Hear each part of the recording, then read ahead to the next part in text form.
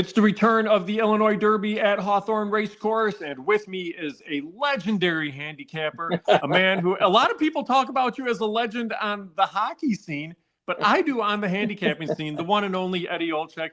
Eddie, Illinois Derby's been away for 6 years. It's back, and with that, we're bringing in a contest to Hawthorne too, and you know contest players do really well at Hawthorne. You've done pretty well for Hawthorne contests in the past as well.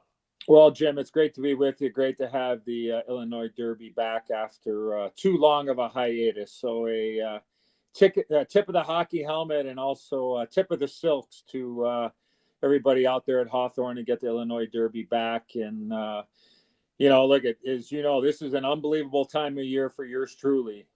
We got the Stanley Cup playoffs right around the corner, and you have the first jewel of the Triple Crown coming up, and it's great to be a part of the Illinois Derby this weekend at Hawthorne, and lots of money to be made, regardless if you're playing in a contest or not. So it should be great.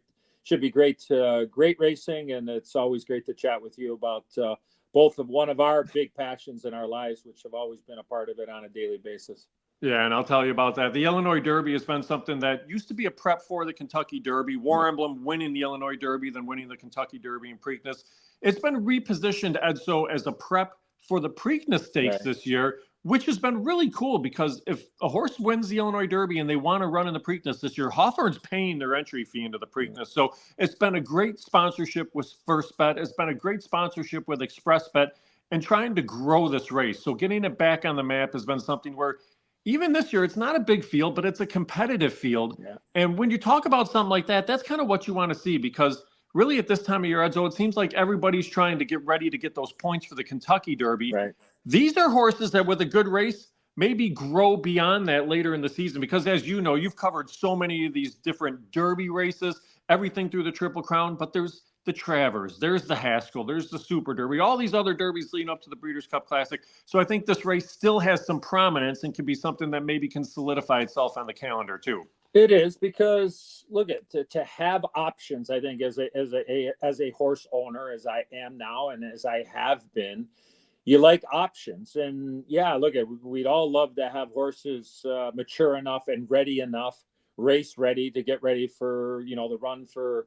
Hopefully the first Saturday in May, which I would assume is every owner's dream. But, sometimes horses materialize and mature a little bit later. And when you do have the Illinois Derby and you hook it up with the Preakness, which has its huge prestige there in Baltimore at Pimlico, it just opens up more opportunities for other horses, other trainers, other owners. And, I just think it's fallen perfectly in the calendar. And, some horses may not have been ready a month ago, but all of a sudden, you have a good race and all of a sudden you say, you know what, I'm going to take my chance because I think, 5-6 weeks out from now, I'm going to be ready for the Preakness. And I think I have a horse that can step up to the challenge. So I think it is perfectly timed. And like I said, you need races, you need preps for all different types of races. Yeah, you'd love to run in every jewel of the Triple Crown, but there's only so many opportunities, and you got to just take your shot. And this is a great opportunity. Plus, the pot's 200 G's. I mean, that's a very nice piece of the pie there. If you can get your 60% and get that opportunity, if you do choose to run in a Preakness. And for you being a horse owner, I don't think you'd have any problem taking home $120,000 there as a horse owner. Not at all. Not at all. Yeah, and then the thing about it, like you mentioned, is very true, Edzo, because everybody's trying so hard to earn points for the Kentucky Derby now that by the time they get to that race, you don't see that many of them progressing beyond that race. So maybe with this field of 6, you might be able to see some of these horses maybe move forward. So let's take a quick look at the field for the Illinois Derby. There's 6 horses in here. The horse that I laid as the morning line favorite was the 4. That's Woodcourt from the barn of Cipriano Contreras. This is a horse that's a 4-time winner. It's a horse that's stretched out in recent starts. But Woodcourt raced in the Rebel 2-back. Not a bad effort by any means. Ran in the Jeff Ruby Stakes in that last out again. Not a bad effort. It's not enough points to get into the Kentucky Derby, but this is a horse that has earned some points, and they're coming over here to the Illinois Derby. Maybe they're kind of trying to be that horse that can say, I can hit this spot and then be ready again in 4 weeks for the Preakness. Yeah, I think this was the horse. I think you were exact on the morning line and making this horse a favorite, regardless of what number you decided, Jim. But I think the one thing as a handicapper, I looked at Woodcourt and went, okay, I threw out the last race at Turfway because it is on the poly there.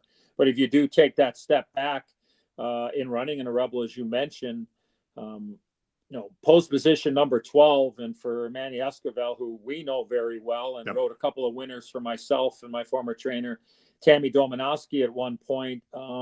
This almost looks like one of those, Jim, where we're in post 12.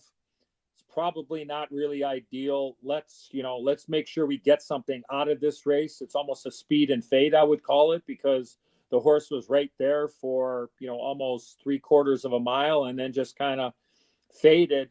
But if you look at the race one back before the Rebel, back on January 28th, going a mile at Oak Lawn, Manny came from post position number 11 and took this horse from off the pace. So even though it's a small field, I'm looking at Woodcourt and saying, you know what, probably it might end up tripping out, meaning not going to be on, shouldn't be, at least I don't think should be on the lead. I don't know what you think. I agree with you. Should be kind of mid-pack, see how the race unfolds. And sometimes when you do have smaller fields, it becomes a jockey's race. And Manny certainly knows the Chicago circuit, and in particular Hawthorne, very well. So I thought that Woodcourt was going to get quite a bit of Eddie Olczyk's money on Sunday.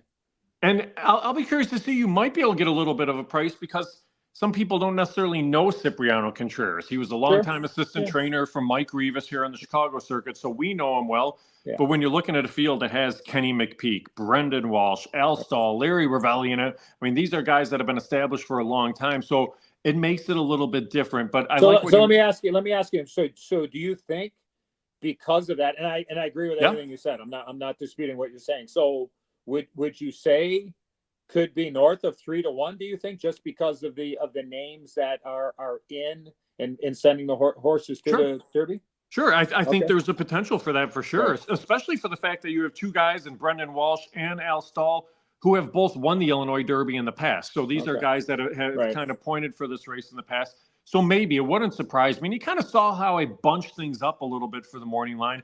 And I may have gone a little bit shorter than I maybe should have on the 3 Rockwell and the 6 Ravenstown. Those might drift up a little bit higher. But like you mentioned, the pace of the race, Edzo, and the riders in the race, those are the two horses that probably possess the most early speed potential. Ravenstown, quick return from sprints, going 2 turns. Right. If you want to win the race, that might be their best races to try to steal it. And Raguel is the same with the 3 horse there. So I'll be curious to see if those two go. And then you get a horse, Eddie, like the 1, Real Men Violin from the barn of Kenny McPeak. This is kind of the opposite for running style. This is the horse that sits a little bit further back early on, comes running at him late. Clearly, they thought a lot of this horse because the horse ran in the Kentucky Jockey Club last year as a 2-year-old. Right. The 2 3-year-old preps were tough preps. Didn't perform a whole lot in either of those races. Right.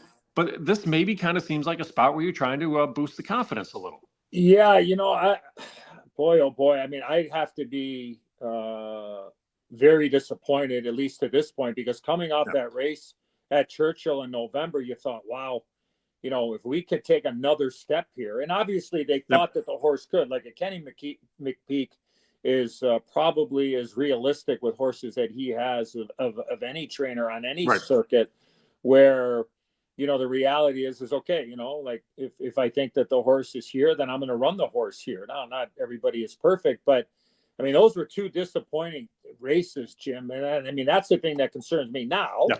I will say, when I see the names of Catching Freedom, who, if the Kentucky Derby, full disclosure, if the Kentucky Derby was tomorrow, yours truly would be getting my feet very wet on Catching Freedom for the Derby. And then you have Sierra Leone, who came back the other day and win a huge race as well. So probably going to be maybe one of the top 3 betting favorites. Would you agree with Sierra Leone for Chad Brown? I mean, I think Sierra Leone probably goes favorite off that race in the Bluegrass. Yeah, and that was despite gate issues, but I agree with you. Right. So, but I mean, in all due respect, I mean, I did never play an instrument as a kid. I was on Real Men Violin. I hope they do. And if that is the case, maybe I need to get a violin, Jim, or we need to take violin lessons. I'm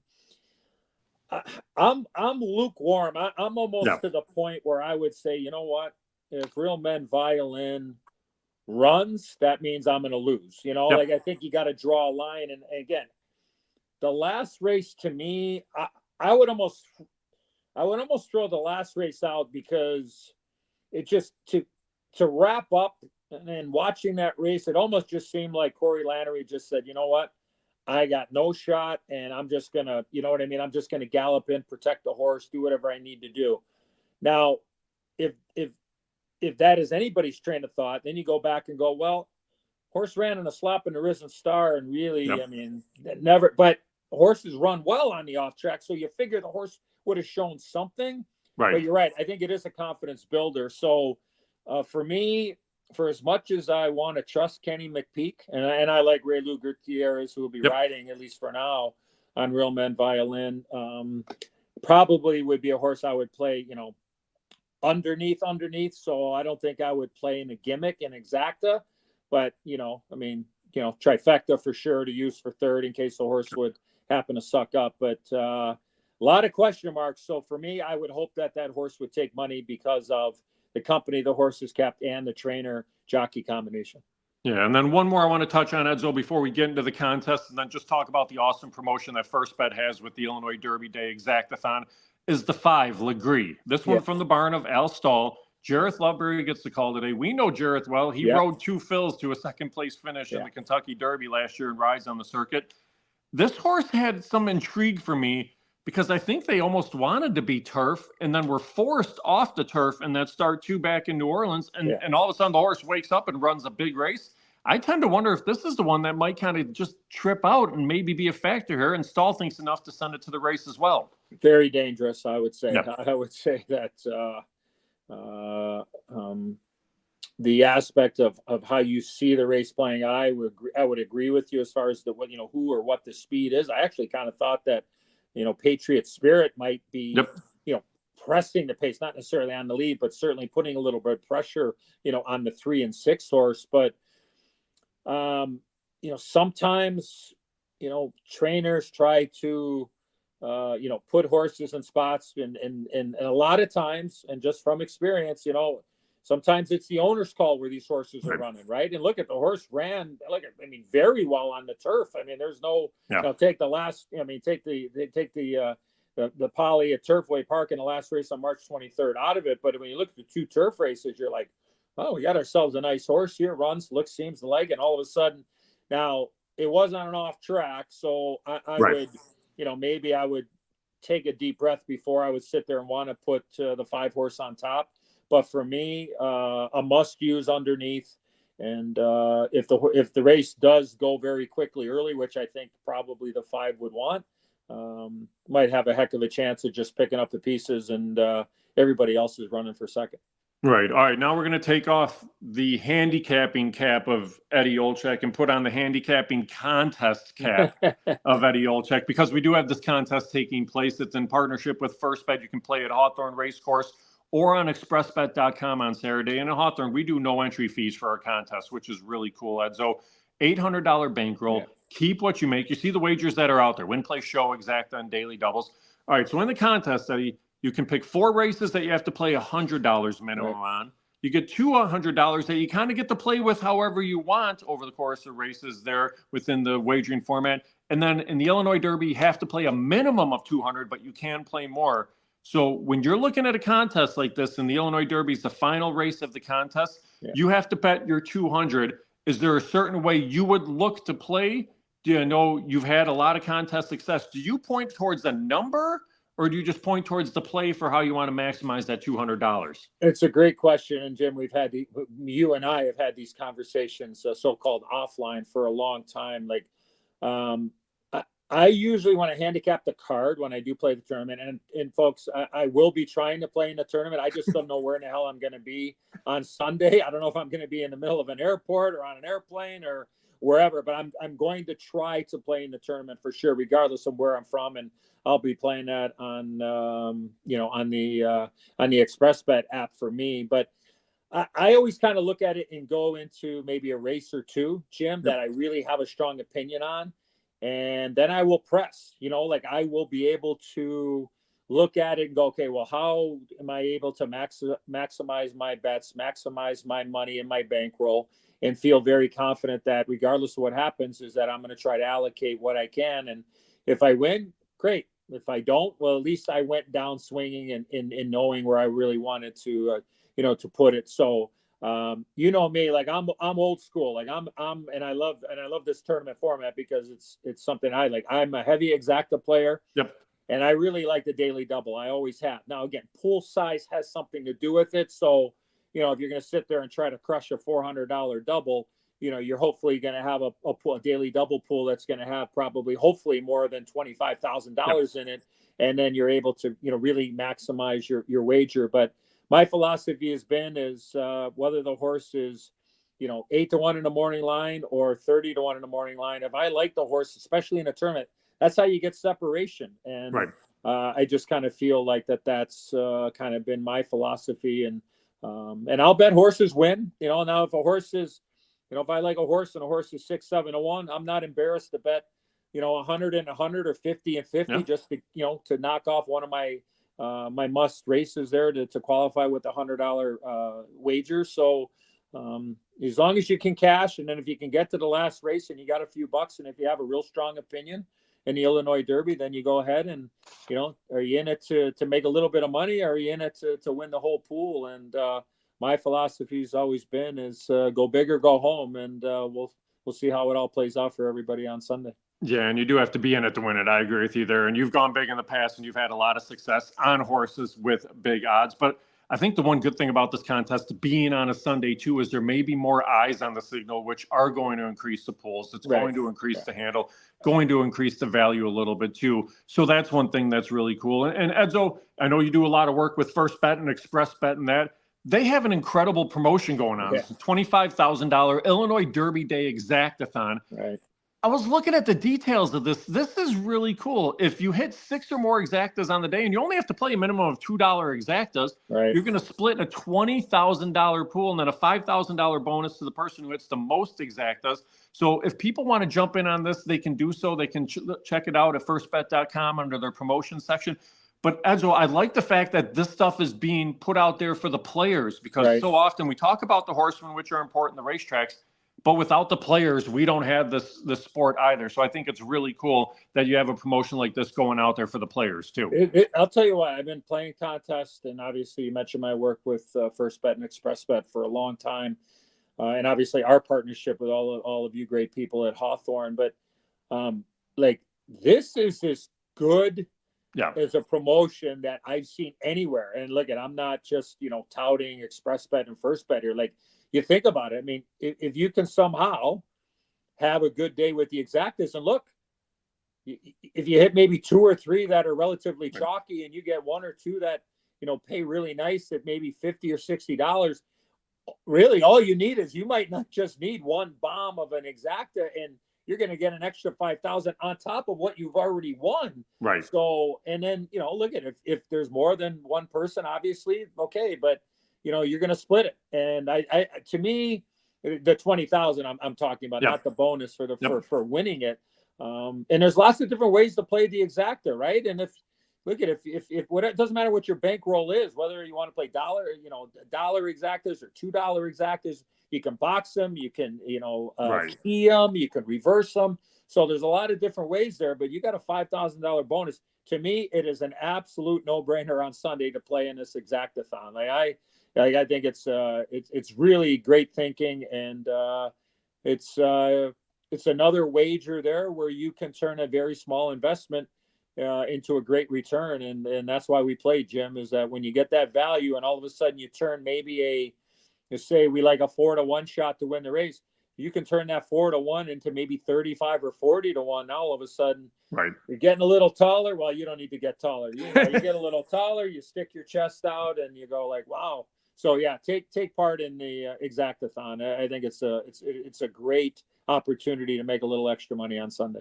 Yeah, and with the setup of the card early on in the day, there are a couple very chalky horses that are likely winners. So if you can hit on those horses and those exactas early in the day, it gives you that ability to say, I'm going to jump in later on, and you can spread. You can box horses. You can find that way to win. So it should be a whole lot of fun. But Edzo, you are a traveling man. You're everywhere. I hope either you have really good Wi-Fi on your plane. I hope you're not sitting there in the booth calling a game and trying to kind of play on the side on your phone. But if you have I can't I'm hear sure you, you'll Jimmy. find a way. You're breaking up. I can't hear that comment. I can't hear that. I'll be in Boston for everybody that wants to know. I'll be in Boston on Saturday night, game 1. Maple Leafs and Bruins, game 1 on TBS actually on Saturday night, and then I will work my way back home to our hometown and hopefully get home in time from Boston to take part in the into handicapping contest. But I will be watching Illinois Derby and watching you, Jim. Keep up the great work, and it's always great to be with you, and great to be back in the saddle with everybody at Hawthorne as well. It feels like home. It always has been. It always will be. But it's nice to be back on with you. You got it. Thanks, Eddie. Thanks again for joining us. Best of luck to you this weekend in your travels. Hopefully you can get in on the contest. Hopefully you can cash for a few dollars too.